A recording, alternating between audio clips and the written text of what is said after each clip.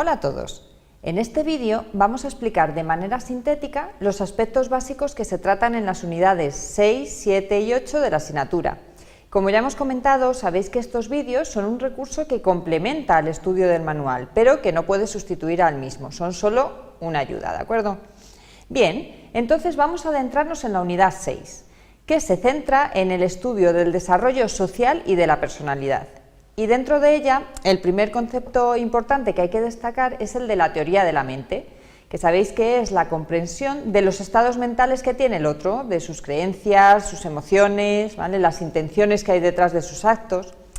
Con respecto a esta primera teoría, parece que hay un orden evolutivo en el que el niño primero desarrollaría una teoría mental más temprana y luego ya sobre los 3 y 5 años pues se sustituye por una teoría que suele denominarse representacional, ¿vale?, y que implica entender los estados mentales como interpretaciones activas del mundo, ya no solo como meras copias, ¿vale? Después de esto ya los niños a los 6 años aproximadamente ya son capaces también de pensar en rasgos que definen a sus iguales y a los 7 empiezan a usar lo que llamamos descriptores psicológicos, más que ciertas cualidades concretas, ¿no?, para hablar de estos iguales. Sobre esto podéis consultar en el manual algunos experimentos que se describen y que se han llevado a cabo encontrando datos bastante interesantes. También vemos en esta unidad cómo los niños van pasando desde una manera de comprender a los otros comparándolos de manera conductual, por ejemplo diciendo Luis salta más alto que María, allá después construir unos constructos psicológicos, es decir, unos rasgos de personalidad, unas disposiciones, ¿vale?, que les llevan a hacer ya comparaciones más a nivel psicológico entre las personas y ya no tanto conductuales, ¿no? Por ejemplo, se podría decir, pues cuando se dice Silvia es más simpática conmigo de lo que lo es Álvaro, ¿no? Y bueno, a nivel teórico podemos explicar este paso de las comparaciones conductuales de las que hablábamos a las psicológicas a partir básicamente de dos perspectivas que os pongo aquí. Por un lado, la teoría cognitivo-evolutiva, ¿vale?, que nos viene a decir que esta percepción de los otros viene marcada por el desarrollo cognitivo. Entonces, por ejemplo, un niño entre los 3 y los 6 años que sabemos que está en el nivel preoperacional de Piaget, pues es por eso por lo que se centra en rasgos concretos, observables, ¿no?, y no tan psicológicos, como os decía antes, ¿vale? Lo que un niño puede decir, este es más alto que el otro, pero no más allá, ¿vale? Pero por el otro lado, la perspectiva social apoya más la idea de que hay otra explicación no tan cognitiva, sino más social a este cambio evolutivo en la forma de percibir los rasgos del otro, y que se basa en la idea de que para comprender los sentimientos y las intenciones del otro, primero tengo que entender y vivenciar los míos propios, ¿vale?, y así soy capaz de diferenciarlo de lo de los otros. Bien, ya centrándonos ahora en el desarrollo de la personalidad, vamos a destacar y a explicar brevemente la teoría de los rasgos, ¿vale?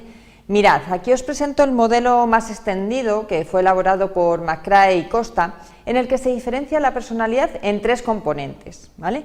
El primero serían las 5 tendencias básicas que se corresponderían con la teoría que habéis oído hablar seguro de los 5 grandes factores, ¿vale? Y aquí incluiríamos tendencias como os marco ahí, pues el neuroticismo, que es el grado en el que yo veo el mundo como algo que me resulta amenazante. También la extraversión, en qué medida buscamos o evitamos interacciones sociales, ¿vale? También se incluye aquí la apertura, en qué medida mi vida mental es compleja y profunda, ¿vale?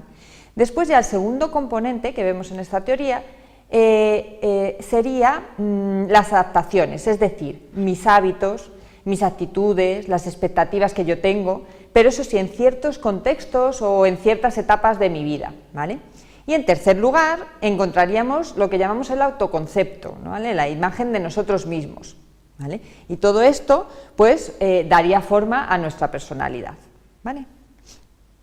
Ya si recordáis, al principio de la sesión os comentaba un poco la evolución que se va produciendo a nivel social y de la personalidad en los niños, pero claro, tenemos que darnos cuenta de que las personas seguimos desarrollándonos una vez pasada la adolescencia, ¿vale? Así que vamos a centrarnos aquí con una breve mención a 2 modelos en cuanto al desarrollo adulto, ¿vale? Por un lado, el enfoque psicométrico, que afirma que el desarrollo continúa durante todo el ciclo vital y que además es multidireccional. ¿Qué quiere decir? Que unos sistemas van evolucionando, como pueden ser las habilidades verbales, las habilidades sociales que mejoran, pero en cambio otros empiezan a decaer con la edad, como podría ser pues, la memoria, por ejemplo, ¿vale?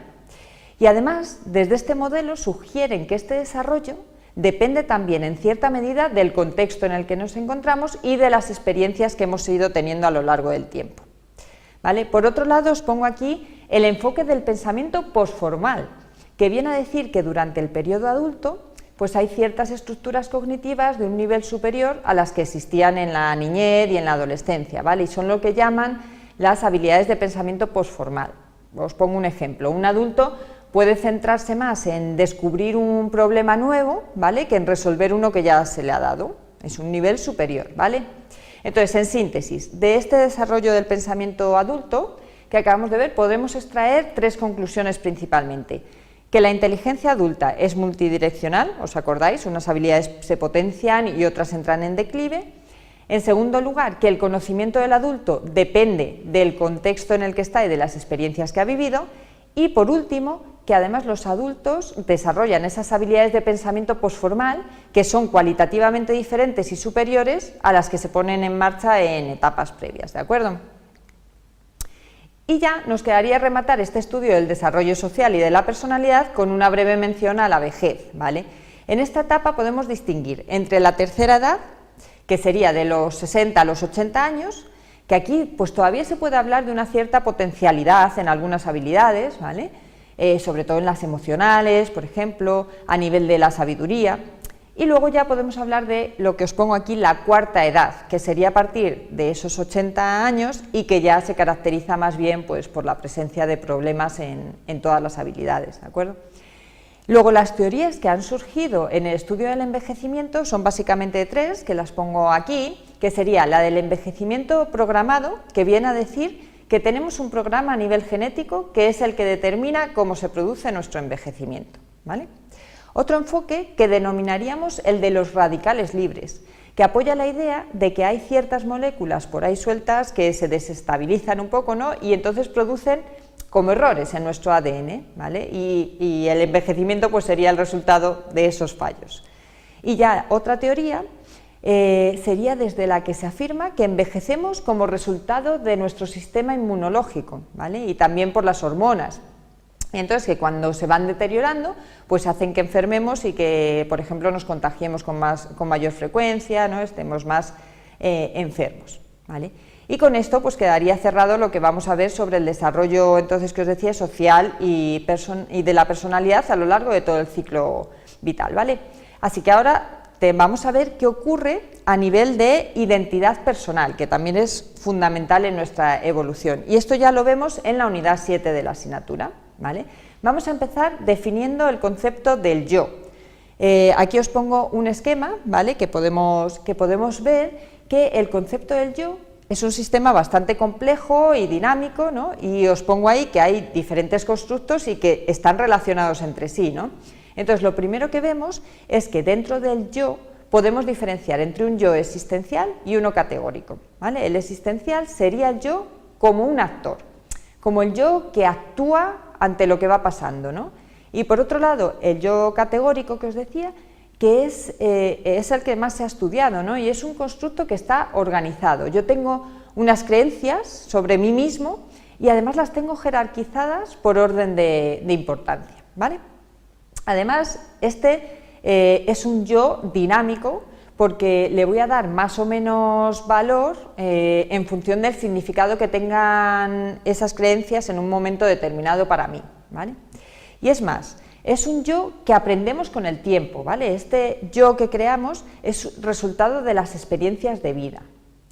Y como veis en la diapositiva, pues este yo categórico que hemos definido ahí como el mí, pues también se divide a su vez en lo que llamamos la dimensión actitudinal, que incluiría nuestra autoestima, y la dimensión estructural, que sería la imagen que tengo de mí mismo, cómo me describo, ¿no? O sea, lo que ya hemos dicho otras veces, el autoconcepto, ¿vale?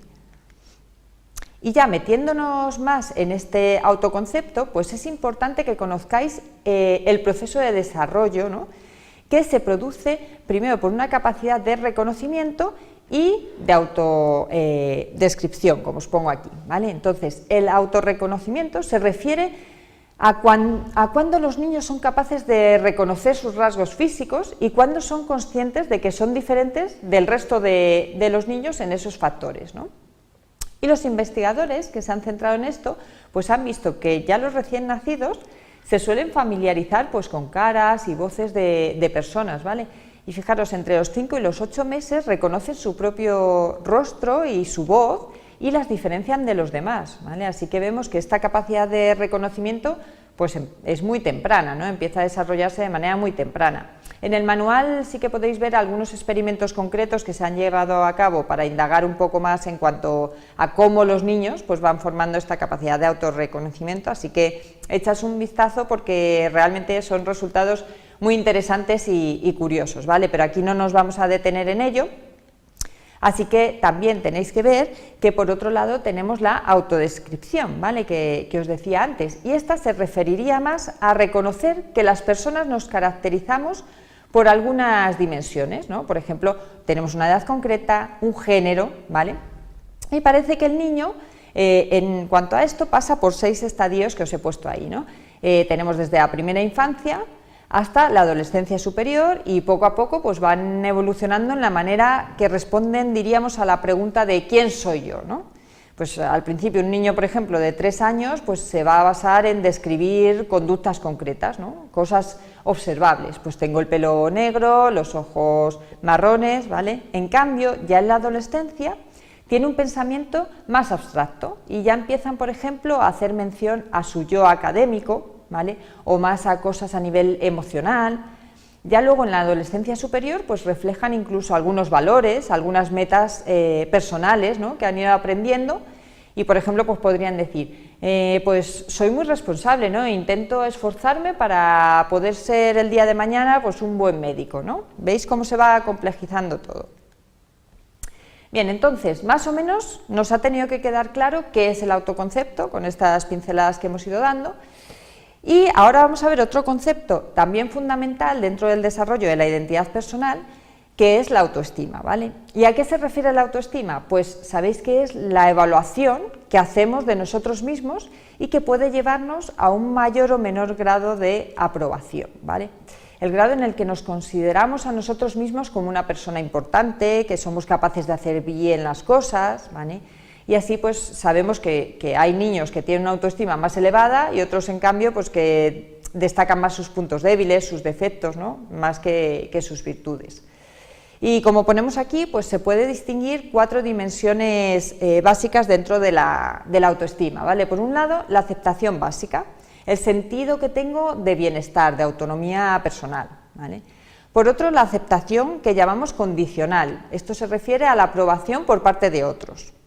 Luego la dimensión referente, si hay congruencia entre el yo real y el yo ideal que tengo, ¿vale? Si hay un equilibrio entre lo que creo que soy y lo que creo que debo ser.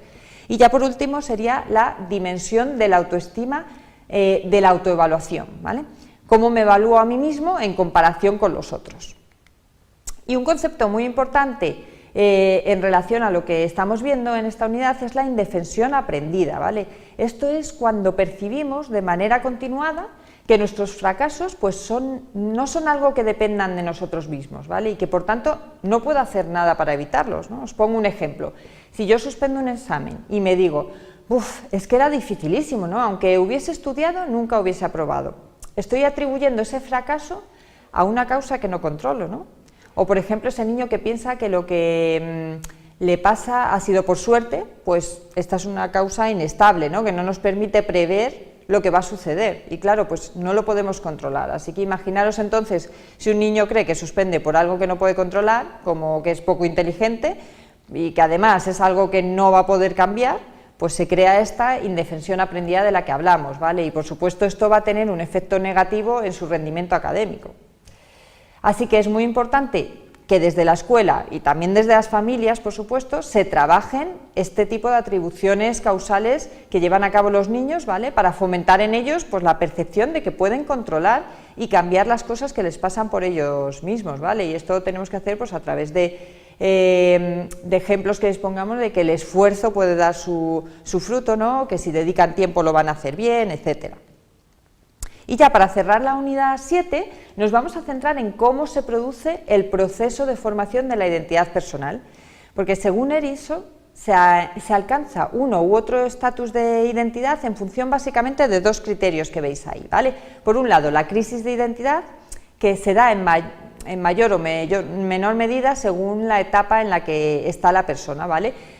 Por ejemplo, cuando tienes que tomar una decisión en cuanto a diferentes alternativas, ¿no? Que van a tener una repercusión en tu vida, pues sucede esta crisis, ¿no? Y el otro criterio es el grado de compromiso, que se referiría a la implicación personal de cada uno con respecto a esas decisiones que ha ido tomando, ¿vale? Entonces, en función del nivel de crisis y de compromiso, pues la persona puede estar en uno u otro estatus, y vemos que hay 4 básicamente, ¿no?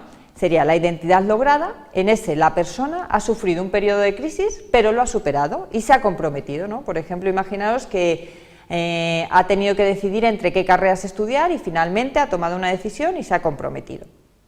Luego, en el otro extremo de este estatus estaría la identidad difusa, que sería ese estatus en el que el adolescente podría haber experimentado un periodo de crisis o no, pero lo característico de este estatus es que no existe un compromiso por parte de la persona, ¿vale? No se ha tomado una decisión con lo que se haya comprometido.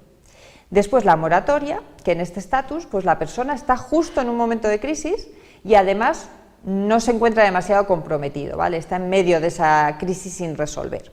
Y ya por último estaría el estatus de la identidad prematuramente cerrada, que se referiría a ese momento en el que el adolescente no ha pasado por el momento de crisis, pero sí muestra un alto grado de compromiso. Un ejemplo de esto, pues un adolescente que no reflexiona y no reanaliza mucho sobre ciertos valores que le han inculcado desde pequeño sus padres y se compromete directamente con ellos sin tener que decidir entre otras alternativas, ¿vale? Y con esto, entonces, como os decía, cerramos esta parte del desarrollo de la identidad personal y vamos a pasar ahora a profundizar sobre la identidad de género, que sabéis que es un tema también crucial en el desarrollo humano y que tiene sus repercusiones tanto a nivel social como personal, ¿vale? Así que está muy relacionado con todo esto que acabamos de ver pues, en la unidad 6 también, ¿no? Mirad, a nivel de diferencias entre sexos, muchas veces hay estereotipos, pero que luego no tienen una base científica real, ¿no? Entonces, se han ido construyendo por la cultura tradicional.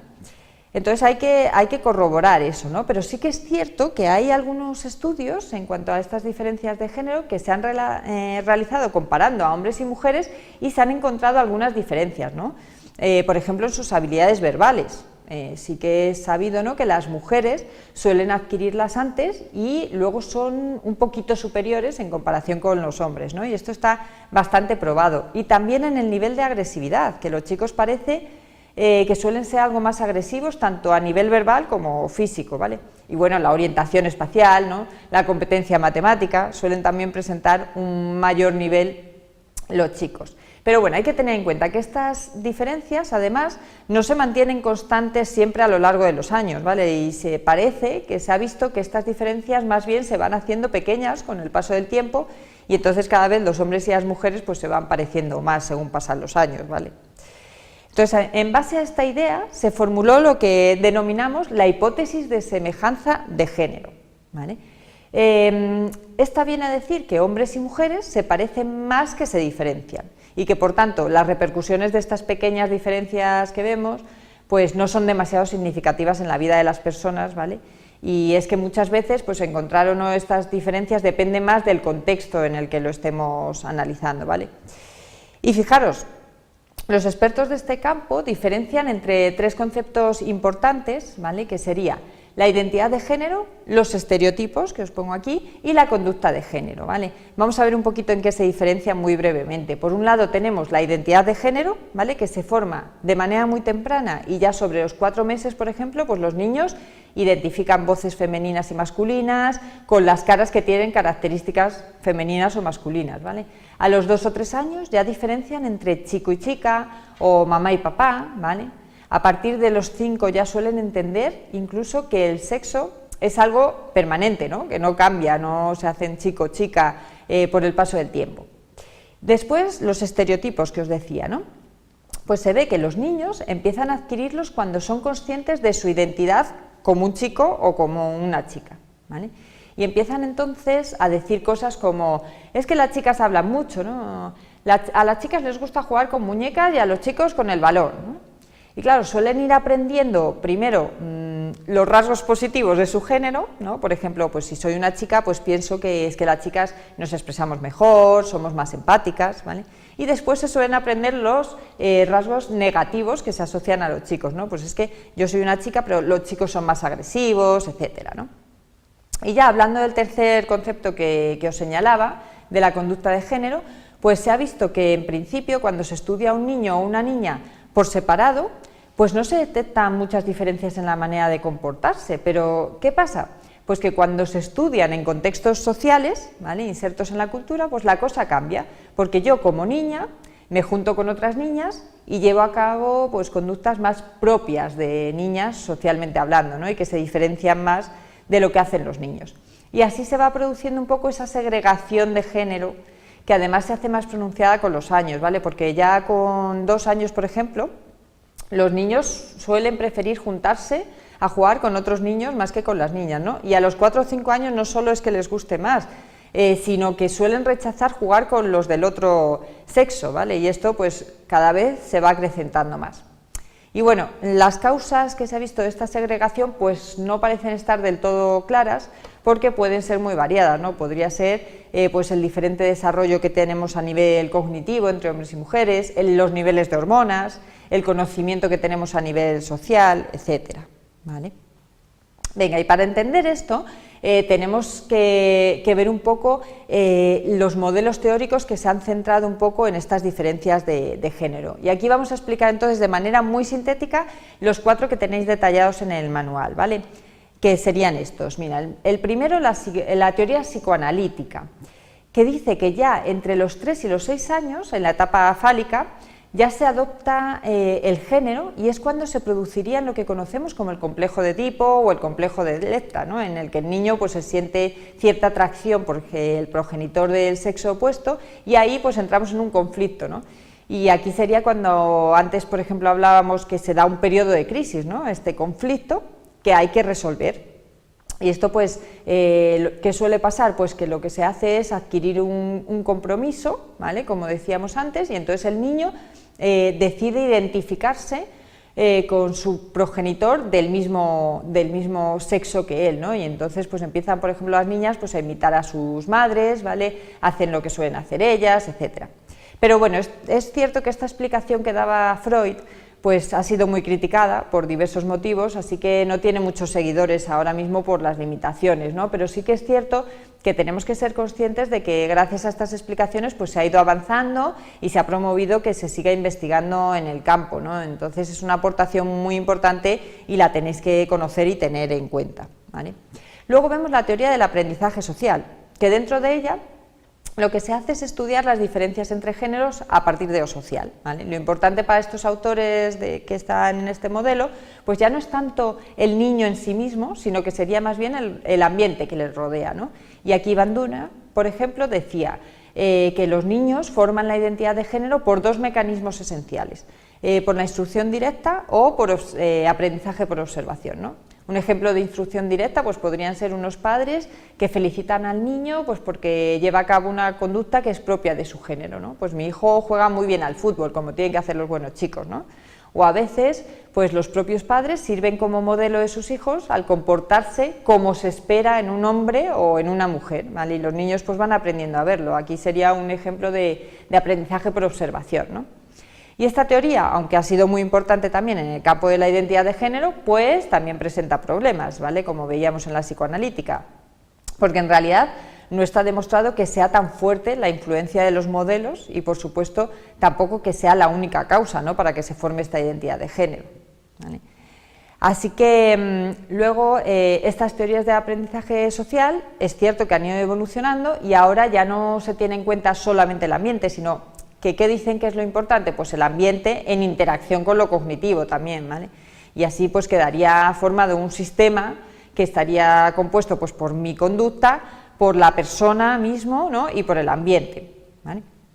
Aquí os ponía también el modelo cognitivo evolutivo que fue desarrollado por Kolber y que hacía aún más hincapié en esos factores más cognitivos de la persona, ¿no?